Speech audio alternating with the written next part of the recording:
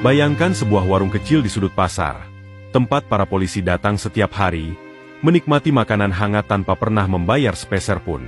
Pedagang lain hanya bisa diam, tak berani bertanya. Namun, saat rahasia besar terungkap, kejutan yang terjadi mengguncang semuanya. Polisi-polisi itu tak pernah menyangka bahwa wanita tua yang mereka abaikan selama ini, ternyata memiliki kekuatan yang bisa membalikkan keadaan dalam sekejap. Bagaimana nasib mereka setelah kebenaran ini terbongkar? Simak kisah lengkapnya. Dan selamat menyaksikan. Matahari baru saja naik, menyiram gedung kepolisian dengan cahaya keemasan yang perlahan merayap di dinding kaca. Di dalam ruangan besar yang megah, suasana terasa tegang. Seorang pria berkemeja putih bersih dengan lambang bintang emas di pundaknya duduk tegap di kursinya. Wajahnya tegas, sorot matanya tajam, dan tatapan dinginnya menyapu ruangan dengan penuh wibawa. Dialah Komisaris Besar Polisi Aditya Wicaksana, Kapolda yang baru dilantik. Hari ini adalah hari pertamanya menjabat sebagai pimpinan tertinggi di kantor ini. Namun, pagi yang seharusnya biasa saja berubah ketika seorang ajudannya mengetuk pintu dan masuk dengan ekspresi ragu. "Pak, ada laporan dari tim internal yang mungkin harus segera Anda lihat," ujar ajudan itu sambil menyerahkan sebuah map berwarna merah. Aditya mengambil map itu dengan alis sedikit berkerut. Ia membuka halaman pertama dan mulai membaca. Semakin lama ia membaca laporan itu, semakin dalam garis di dahinya terbentuk. Sering makan gratis di warung pasar, gumamnya pelan, matanya bergerak cepat membaca deretan kalimat berikutnya. Laporan itu mencatat bahwa beberapa anggota kepolisian dari satuan patroli sering mengunjungi sebuah warung kecil di sudut pasar tradisional, makan dengan lahap, tetapi tidak pernah membayar sepeser pun. Yang lebih buruk, mereka melakukan ini selama bertahun-tahun. Aditya menarik napas dalam. "Nama warungnya?" tanyanya. Ajudannya melirik catatan di tangannya dan menjawab, "Warung Nenek Sulastri, Pak." Sekelebat, ekspresi wajah Aditya berubah. Jari-jarinya yang menggenggam map sedikit mengerat. Seolah sesuatu yang tak terduga baru saja menghantamnya dari belakang. Namun, detik berikutnya ia kembali ke sikap tenangnya. Panggil semua anggota yang terlibat. Sekarang, perintahnya dengan suara rendah tetapi penuh tekanan. Ajudan itu mengangguk cepat dan segera keluar dari ruangan. Tak butuh waktu lama, 5 orang polisi berseragam lengkap berdiri berjajar di hadapan Kapolda.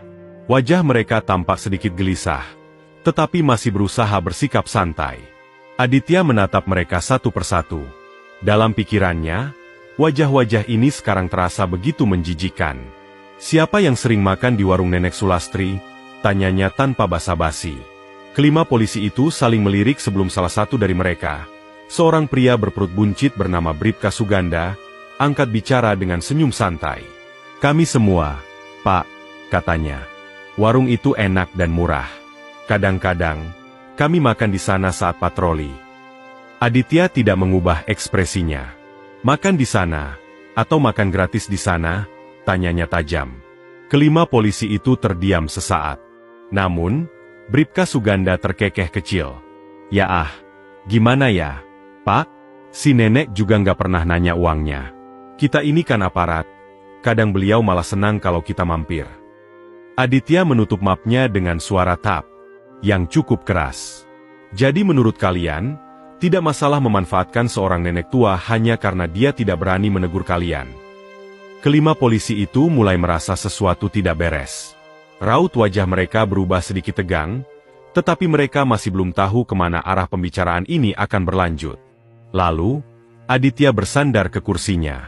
Matanya masih menatap mereka dengan tajam, tetapi bibirnya melengkungkan sedikit senyum dingin. "Kalian tahu siapa pemilik warung itu?" tanyanya dengan nada yang nyaris terdengar santai. Kelima polisi itu mengerutkan dahi. "Ya, nenek tua biasa, Pak," jawab salah satunya dengan ragu. Aditya tertawa pelan. Tertawa yang membuat suasana ruangan semakin mencekam. Lalu, dengan nada rendah tetapi menusuk, ia berkata, "Nenek itu adalah ibuku." Ruangan langsung hening. Kelima polisi itu menegang. Napas mereka tercekat, dan wajah mereka berubah seketika, dari percaya diri menjadi pucat pasi. Bribka Suganda bahkan terlihat seperti ingin pingsan. Apa, Pak? Suaranya bergetar. Aditya tidak mengulangi kata-katanya. Ia hanya menatap mereka satu persatu, membiarkan mereka menelan sendiri kenyataan pahit itu. Suasana di dalam ruangan semakin berat. Para polisi yang tadi santai kini merasa dunia runtuh di atas kepala mereka. Bribka Suganda mencoba tersenyum gugup. Pak, kami nggak tahu kalau beliau adalah ibu Anda. Ini hanya kesalahpahaman. Pak, kami nggak ada niat buruk. Aditya menggeleng perlahan. Kesalahpahaman, ulangnya dingin. Kalian melakukan ini bertahun-tahun, dan kalian menyebutnya kesalahpahaman. Kelima polisi itu diam, tidak bisa menjawab. Aditya bangkit dari kursinya dan berjalan mendekat. Tangannya bersedekap, matanya menyala penuh kemarahan yang ia tahan. Ibuku adalah perempuan yang membesarkan aku dengan kerja keras.